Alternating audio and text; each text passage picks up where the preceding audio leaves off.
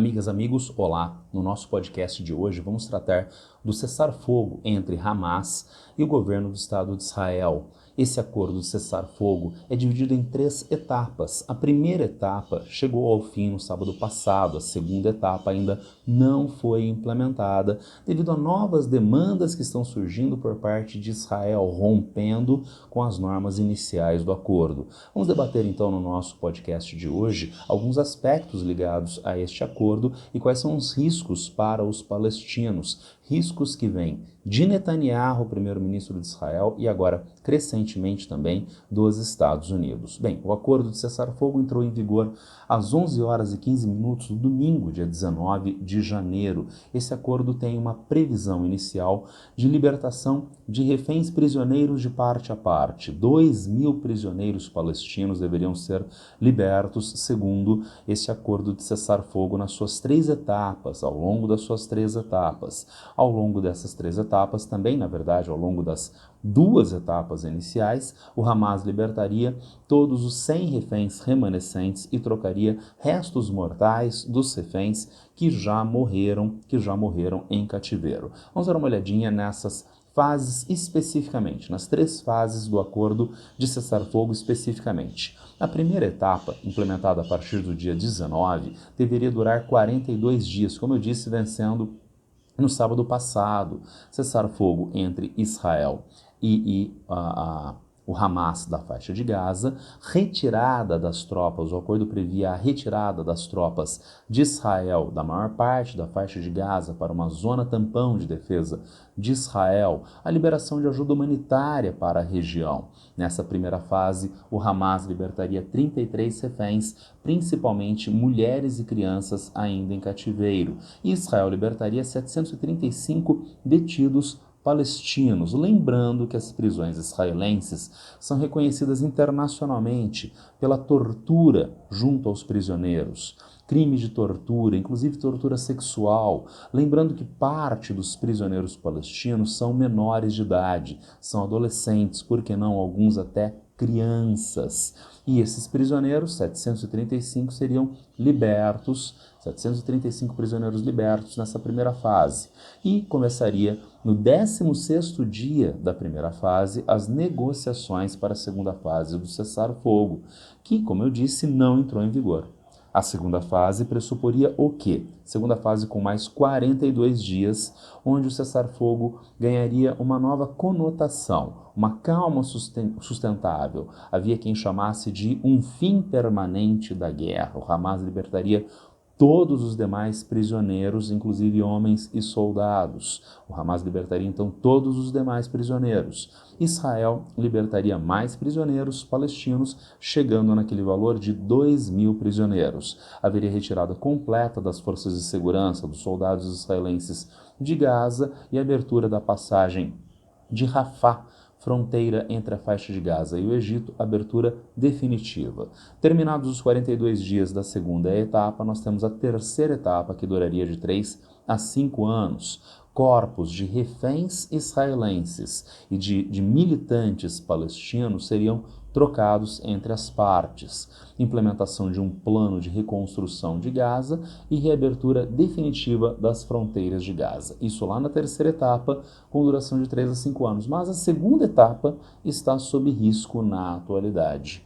O que esta primeira etapa, a primeira etapa que terminou no sábado passado, o que ela representou para os palestinos? E quais são os problemas para a implementação da terceira etapa? Bem, para os palestinos foi uma grande vantagem esse cessar-fogo, porque houve retirada da IDF, das forças de segurança dos soldados israelenses, para a zona tampão.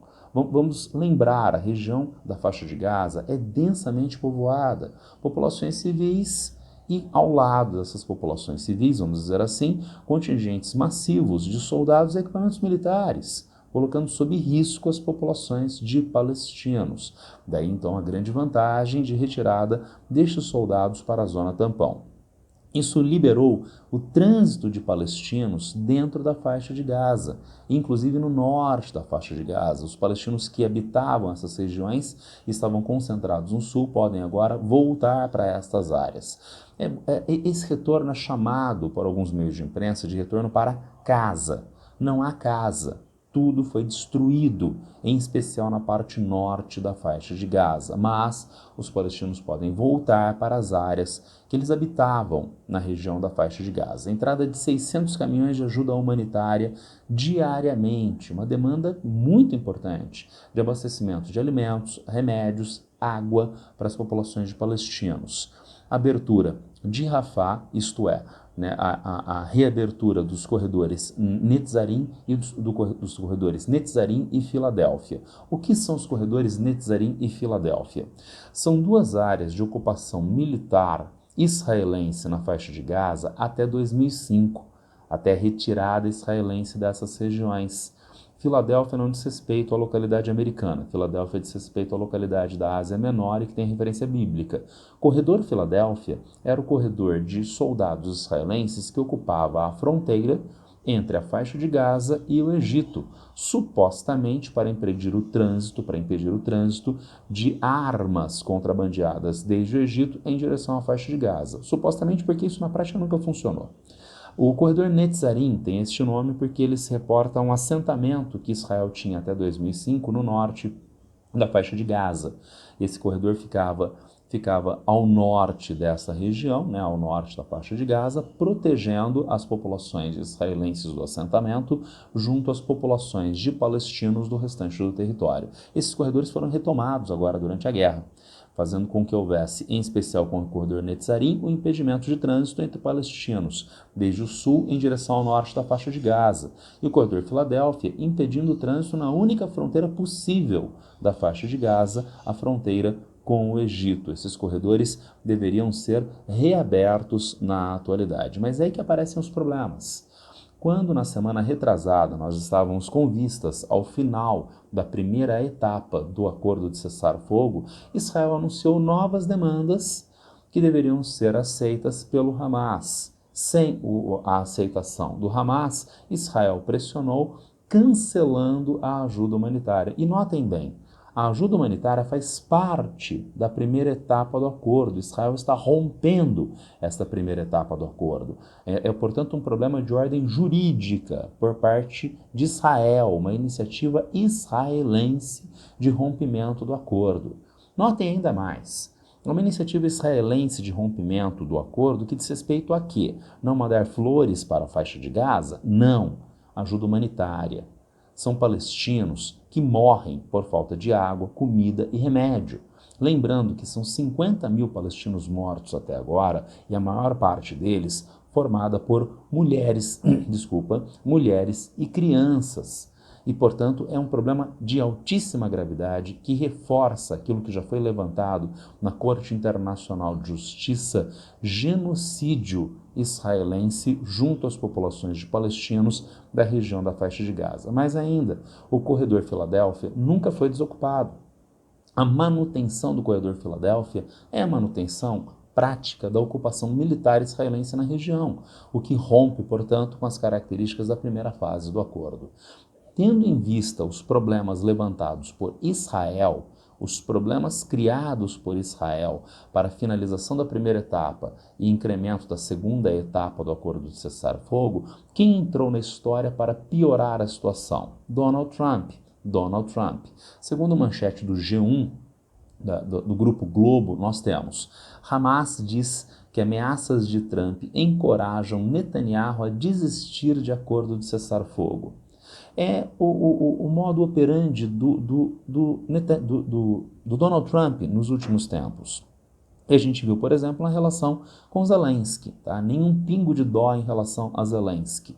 Ele, junto com Joe Biden, construíram esta casa onde eles estão morando agora, tá certo? Esses problemas da Ucrânia na atualidade foram criados pela administração Zelensky e Joe Biden. A gente entende isso muito facilmente se a gente para de olhar o problema com os óculos de curto alcance do direito internacional e a fala estúpida de que a Rússia invadiu partes do território, e se a gente olha com os óculos históricos e geopolíticos, o expansionismo da OTAN em direção leste, em direção às fronteiras da Rússia, ocupando a principal saída russa de exportações e importações na região do Mar Negro. Então, eu insisto, é uma guerra criada por Biden e Zelensky. Mas o que Trump fez com Biden na Casa Branca é algo que não contribui em absoluto para a resolução do conflito e ainda cria precedentes históricos. Precedentes históricos na medida em que um chefe de Estado humilhou publicamente outro chefe de Estado em público e fora de qualquer parâmetro do direito ou da diplomacia.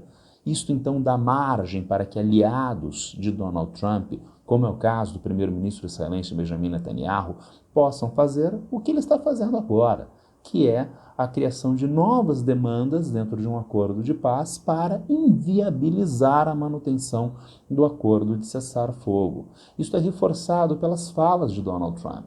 A mesma reportagem do G1 nos trouxe Donald Trump dizendo, abre aspas, estou enviando a Israel tudo o que ele precisa para terminar o trabalho. Nenhum único membro do Hamas estará seguro se vocês não fizerem o que eu digo, fecha aspas. Notem, não fizerem o que eu digo.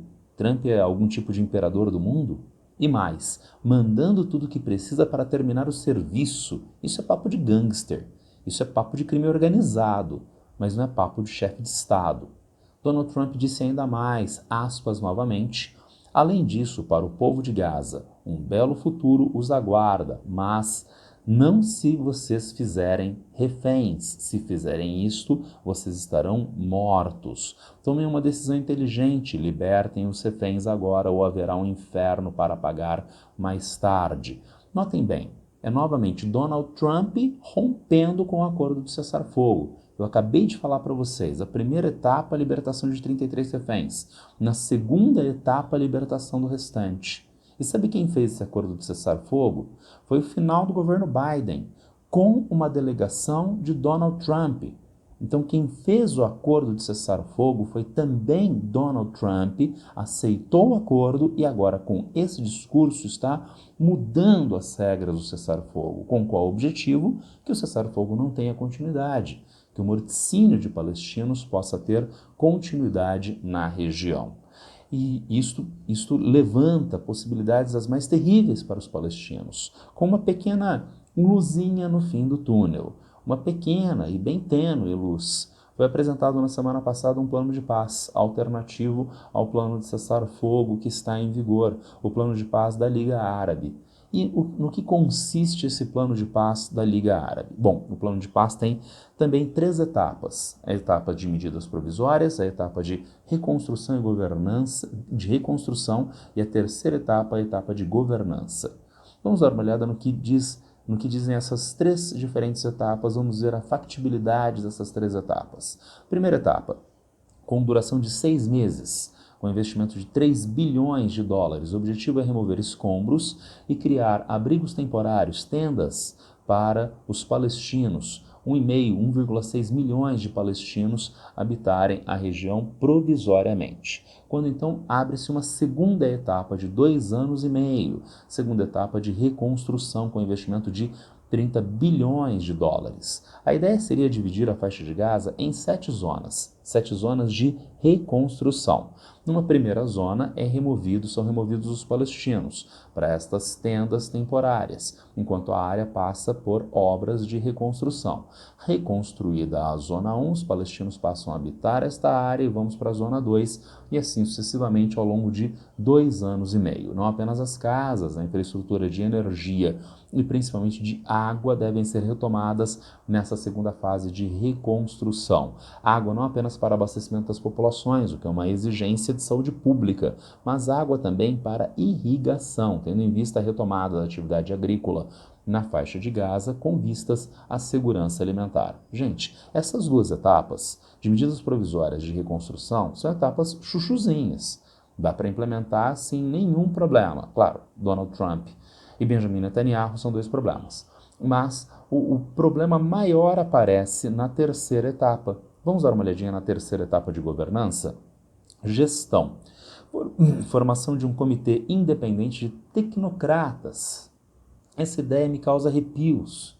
Então, o que seriam tecnocratas independentes? A ideia, obviamente, diz respeito à não partidarização da nova governança.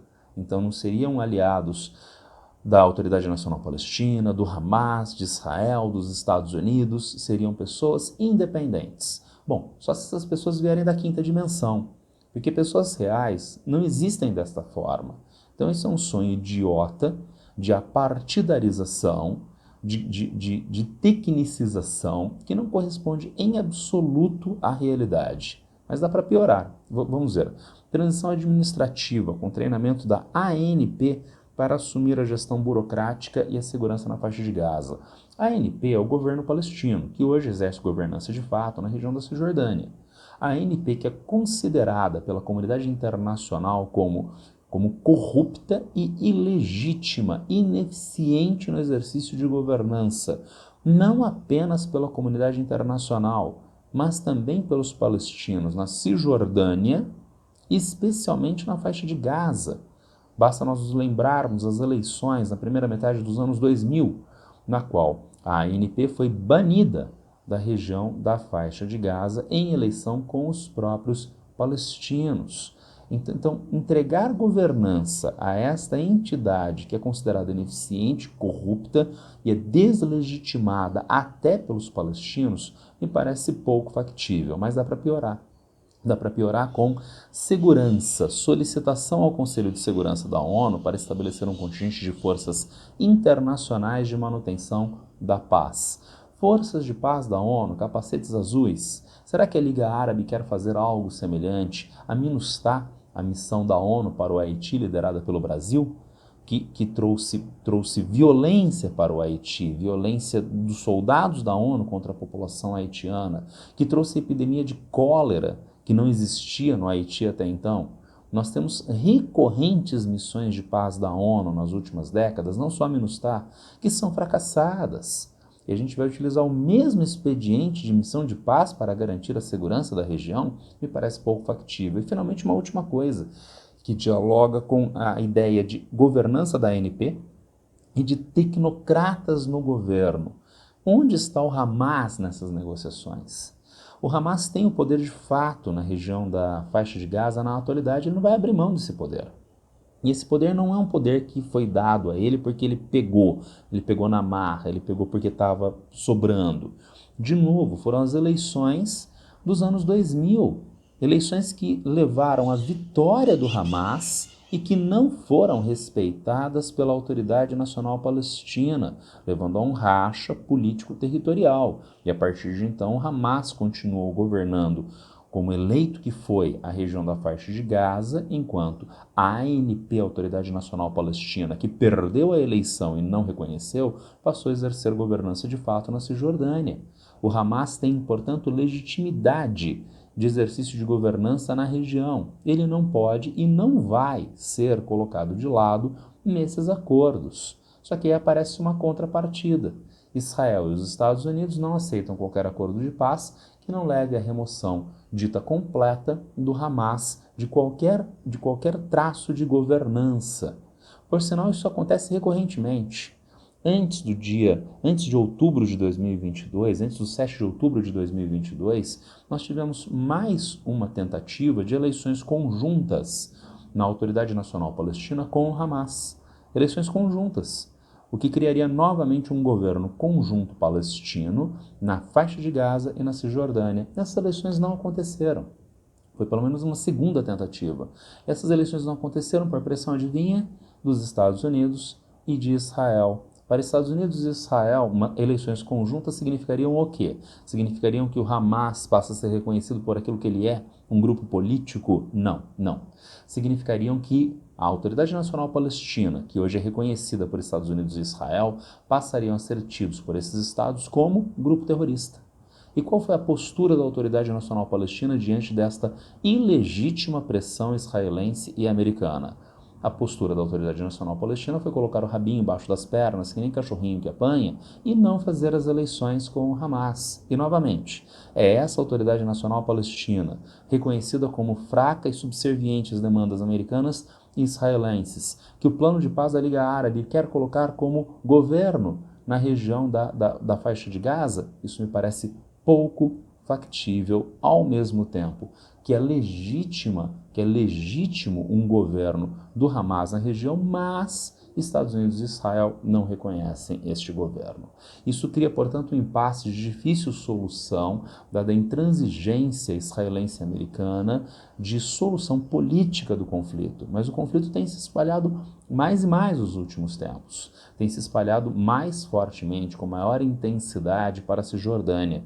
Eu tenho aqui para vocês uma manchete de um meio de imprensa bem interessante, o Haaretz. O Haaretz é o mais importante e reconhecido jornal de Israel, mais importante meio de imprensa de Israel. Diz a manchete do Haaretz: completamente bloqueado, uma jornada impossível pela terra congestionada de postos de controle da Cisjordânia. Os velhos acordos de Oslo faziam o pressuposto de que o governo palestino na Cisjordânia era um governo compartilhado. Israel continuaria tendo governança em uma parte significativa da Cisjordânia e controlaria as estradas de rodagem. Desde então, Israel não apenas aumentou os assentamentos israelenses na Cisjordânia, como aumentou a presença militar e a quantidade de postos de controle.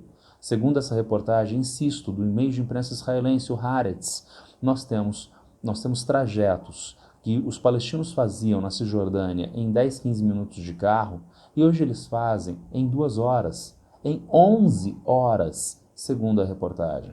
E esses trajetos são entre a sua casa e o seu local de trabalho. Se demora 2 horas e não 15 minutos. Se demora 11 horas e não 15 minutos para você chegar ao trabalho, na prática você não consegue trabalhar. Na prática, a economia da região, a economia palestina na região fica paralisada.